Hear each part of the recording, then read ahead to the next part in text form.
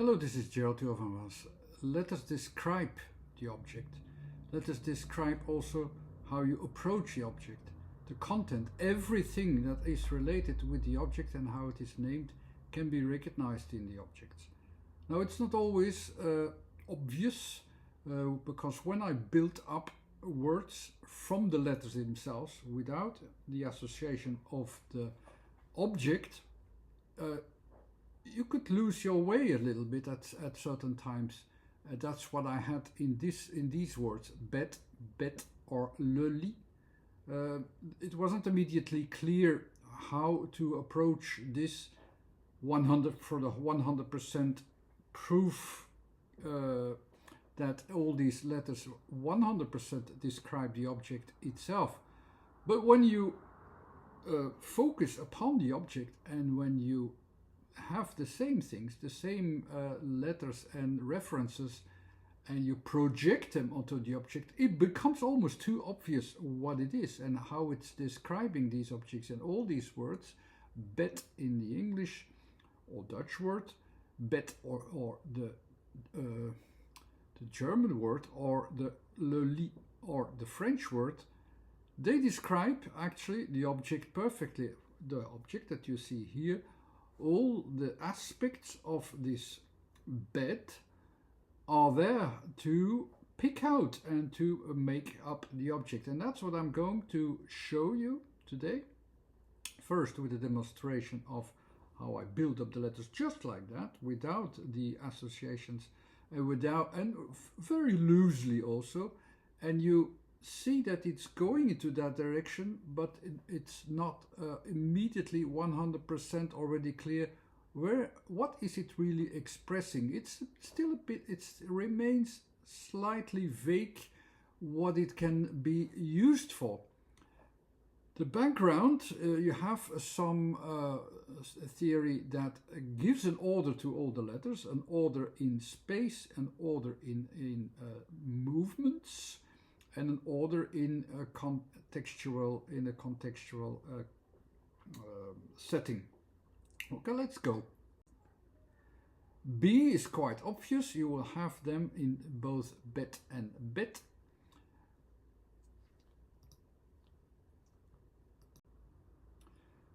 What is of course important for this letter is that there is a pressure point which is emphasized.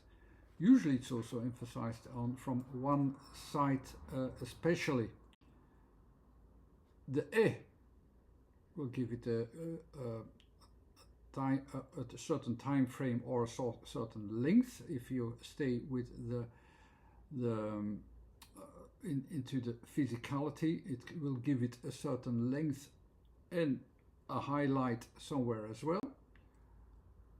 And the D to it will even give it even more, a certain length and endurance and a movement also from one place to another. So where there is a certain length, this length will also be moved away from the first focus.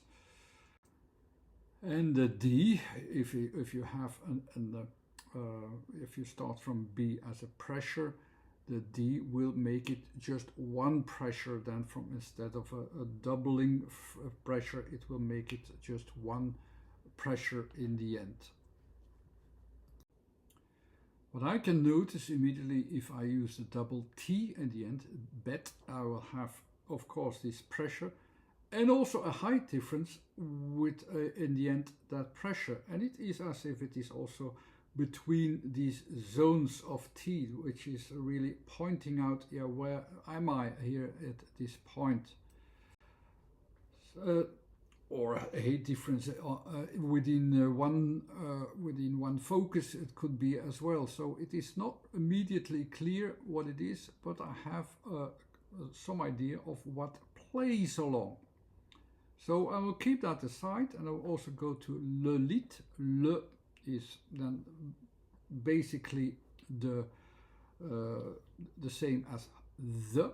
So the BETT or le lit le is then that first focus, which says, okay, there is something forming, something materializing within a scope of my vision, which is basically actually a focus frame, which I focus upon one point where something is growing, and with the growing, and can be used also for any process, whatever. So that is basically what the is describing. As le, of course. Again with le, it confirms again, okay, here is indeed something forming. The e says, okay, it should be, there is something new forming there in what is new forming there. It's what is normally in the form. There is something which gets your attention a bit more than something else. So that's that point which grows the most, is given your attention, and you give that the sound e, which you can still say, okay, I have to discover where it is meant for. So I have to find what is really new here. I don't know yet. But ending with T, it also says it has an association with the physical hate, with the reference from it comes from somewhere else, or it starts from somewhere else, or it goes to somewhere else, where it inserts that new idea from wherever it grows. Basically, the L is a two-dimensional frame, and from with the E as a letter T, because the T isn't pronounced yet, so I have that height of A. So there's a certain length. That's what I can make from it, but that's not much more. It could be actually the frame of a plate, let's say, a long plate. I don't see much more in it at the first sight. So what shall we do now? Let's focus on the object itself, because with all these associations that we really start to build up the letters and see what is there going on between these letters, it's not enough to realize what are we really describing in these words. But I said already beforehand, once we see the object itself, it becomes almost too obvious what it really is representing there, and what it is pointing at, what the E is pointing at, what the T is pointing at, what the B is pointing at, and that becomes more clear. How do we do that? We simply make a simplified version of how do I recognize a BETT, and that's what I will show. So this is how I can recognize a BETT. I can make a choice. I can make a BETT in the three-dimensional vision. So then I have this, what's lying on it. There's a cushion even, and these elements I can see. Yes, that makes it clear with the four sides for how do you say that, the where it stands on. Yeah, you can see these four parts. If you really see it in a two-dimensional frame, okay, then you have to see the top and the side. The side shows you, yeah, this is a BETT because of these balance from the top. It's not clear enough if I just show the plate, like in the Litan I had before. If I just show the plate, it's not clear enough. So I put a cushion on there. I will give some clothes or some extras to the, so then it's more clearly that it is a BETT. Is that really necessary? I'm not sure, but this is how I can imagine that I can recognize the BETT. With these elements, I can recognize the BETT more easily. And let's also put the three-dimensional frame aside. So I think these are the ways how I can focus upon a BETT and recognize the BETT immediately. And I think already beforehand that these forms will fit best, at least that's what I'm supposed, to these words: BETT, BETT, lully, a lully. The last ones from this two-dimensional frame, from how I see it, will fit best with le lit, I assume, because I recognize already, yeah, this flat basics actually, which I had before. So let's see if this can indeed describe it, and how does it describe it, and why does it describe it, why does it choose these letters. When I have le, we already know it's just, I will take into one point that there is something as of a form which I can use where something is going on. So that's basically, I'll take the form at that point in le or in the. So that means that the le itself, actually, I already told you before, the le as a letter, in my scheme you could read that as well, is actually, it's available in one-dimensional point, but it is within a two-dimensional frame. You can recognize what it is, because something is growing into this two-dimensional frame, and there something is forming. So it can be forming what is showing itself, what is forming itself within a two-dimensional frame. So I need a two-dimensional frame, so let's also use it. It is actually le lit. I already started here from a two-dimensional frame, so this should actually be clear enough. It's just a frame, of course, with these two dimensions that will take part of my focus, with a one-dimensional center that I'm going to look for as well. And what is this one-dimensional point? Is actually the point just there, indeed, the correct point in the bed. It's that corner where I will see, okay, here I have it, and here I will put the extra idea, the highlighting idea actually from it. E is highlighting something so that it can be lifted up and become something new, so that all the things become new, so that will be the highlights.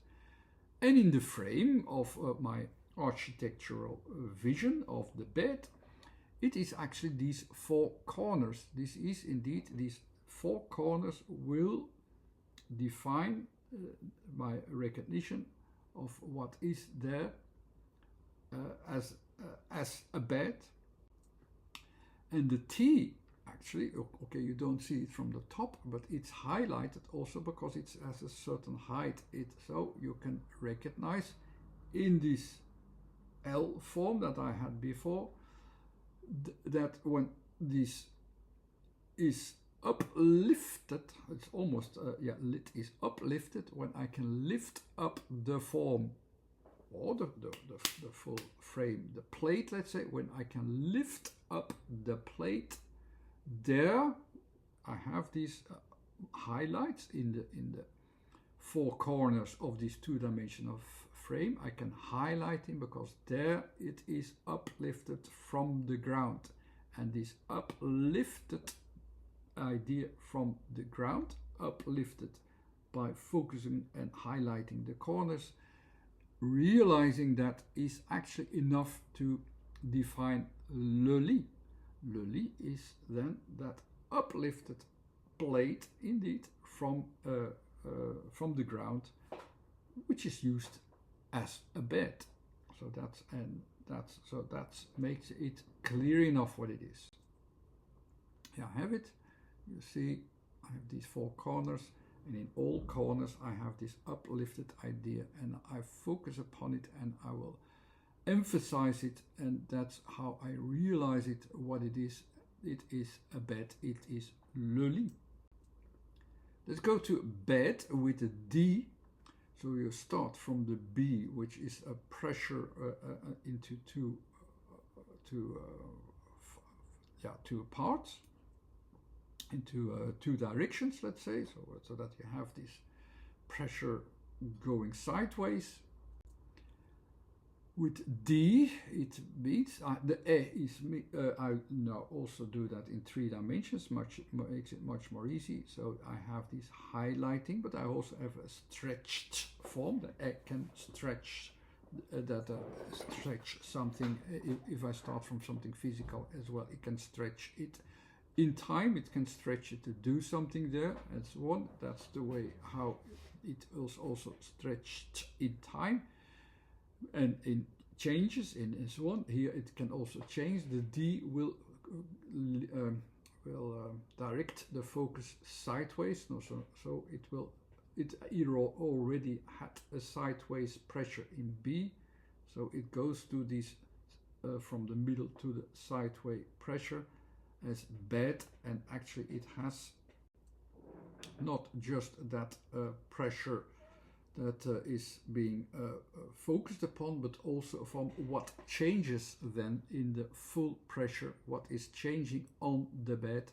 The BETT is changing and moving itself to one pressure in total, and that is the BETT. It's not just pressing outwardly, but it's pressing until it reaches that point where it has just one pressure, and that is how the sheet on the bed, actually, when you have or a mattress and so on, is behaving itself, and that is described in the word BETT, actually, with a D. With a T, you have these T's, double T, which is a two-dimensional frame of T's, which are the positions at the sides. Again, the same thing as in le lit. The same points as in le lit are shown here.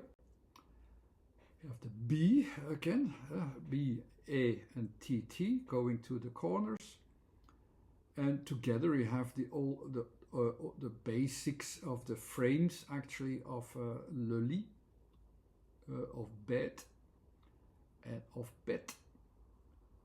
So the conclusion is already that when we try to imagine the forms from the letters alone, it does not give enough handhold to realize how a form or content really fits to these words and its content.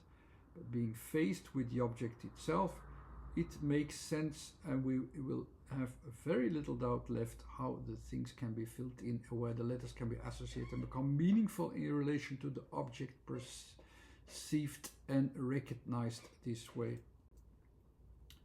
BETT actually is, I already focused on the changing conditions of this pressure, which goes to one pressure.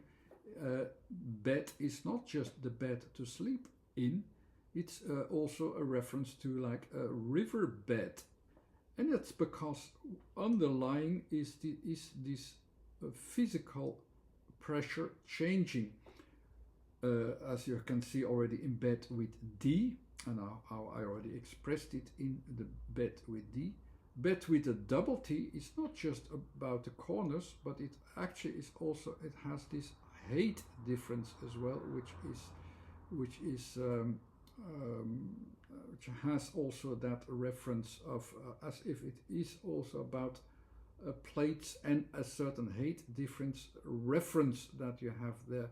Not just in the bed as the height difference between the ground and the uplifted plate as in lit, but it also is uplifted because of there is a certain pressure from within, and that's also why this word bed also fits to the river bed as well.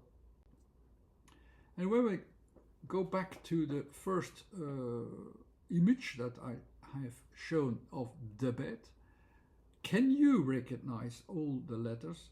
Because when I really make a good design of the bed, it should actually be visible where the letters are. Can you recognize them? I could give you a little bit time. I think you can.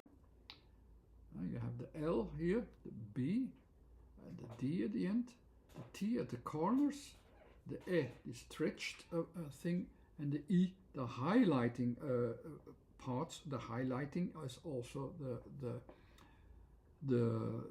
lifted parts, actually. So the lifted parts are also in E and T at the same time.